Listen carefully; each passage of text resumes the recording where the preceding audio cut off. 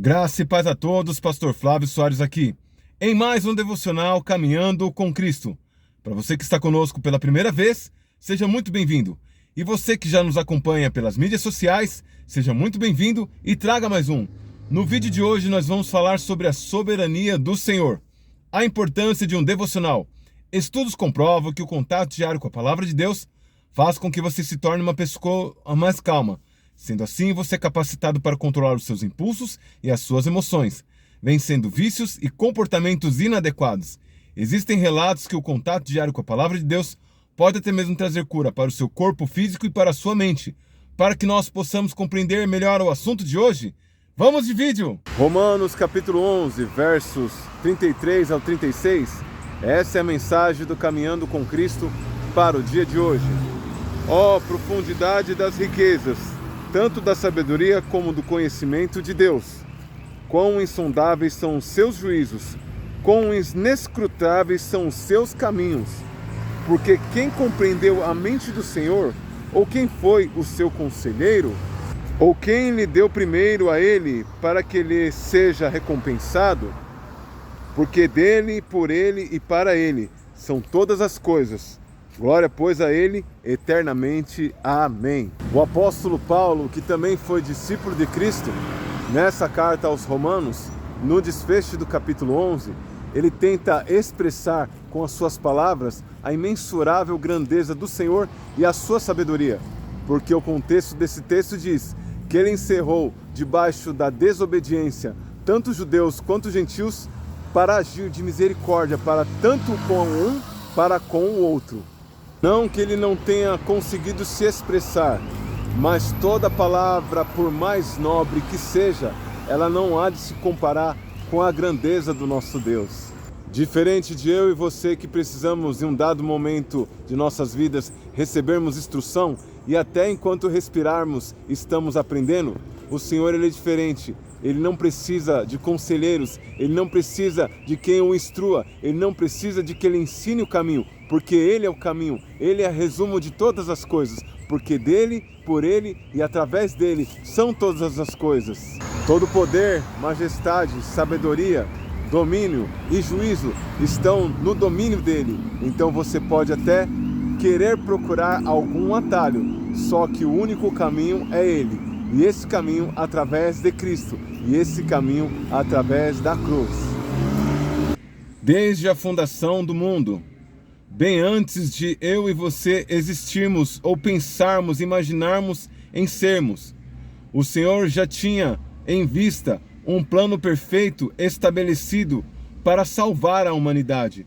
Porque o Senhor ele nunca quis um grupo como massa de manobra, mas ele sempre quis que as pessoas o adorassem pelo que ele é, por gratidão, por amor.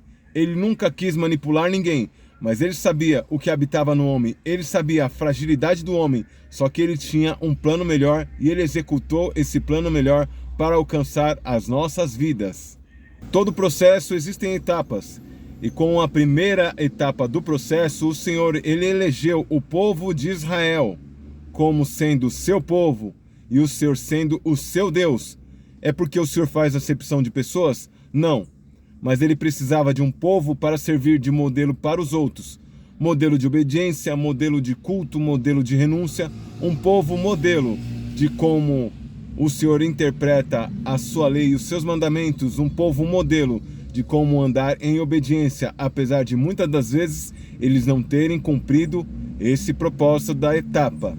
A segunda etapa desse processo é enviar o seu filho, que apesar de ter enviado muitos homens de Deus, todos fracassaram. O seu filho se ofereceu em sacrifício, como o próprio Senhor Jesus diz. Ninguém toma a sua vida, ele mesmo, gratuitamente, ele mesmo, voluntariamente decidiu entregar a sua vida. Então, como a segunda etapa do processo, Cristo e o Pai decidiram entregar Cristo como sacrifício definitivo para a salvação, primeiramente dos judeus, posteriormente de nós, os gentios. Mas como essa bênção nos alcançou? No Evangelho de Jesus Cristo, conforme narrou João, ele declara no capítulo 1 que o Senhor ele veio para os seus, ele veio para os judeus, mas os seus não o recebeu. E todo a quantos recebeu, deu-lhes o poder de serem feitos filhos de Deus, aqueles que creem no seu nome.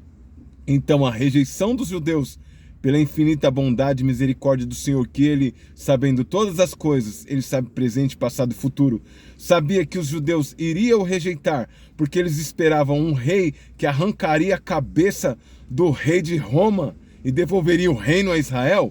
Eles, sabendo que eles esperavam um guerreiro e não um homem frágil, falando de paz, oportunidade e perdão, então essa rejeição fez com que a bênção do Senhor alcançasse a mim também, que segundo a promessa feita a Abraão, também somos gerações sua. No contexto desse texto, o Senhor fala para nós não nos gabarmos porque somos jambuzeiro. Jambuzeiro é uma espécie de enxerto. Nós fomos enxertados na oliveira. Nós não somos o ramo original da oliveira. E sendo o Senhor soberano, Ele cortou os ramos originais e nos enxertou, quanto mais Ele pode nos cortar e enxertar novamente aqueles que já são da própria árvore. Então que eu e você possamos nos regozijar e saber que por Ele e através dEle foram feitas todas as coisas. Ó profundidade das riquezas da sabedoria e do conhecimento de Deus, que nós possamos fazer as palavras de Paulo, também as nossas palavras em adoração e a louvor ao nosso Deus, porque Ele é digno de toda louvor e toda adoração pelos séculos dos séculos, porque pela sua infinita bondade, misericórdia e compaixão, nós entramos no seu processo e cumprimos uma das etapas e estamos salvos porque acreditamos no seu nome.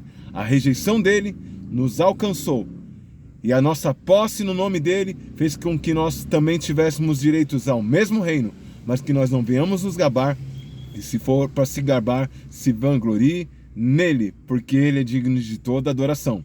Lembre-se sempre, ninguém vence sozinho. Compartilhe esse vídeo com o máximo de pessoas. Que Deus te abençoe. Até o próximo vídeo.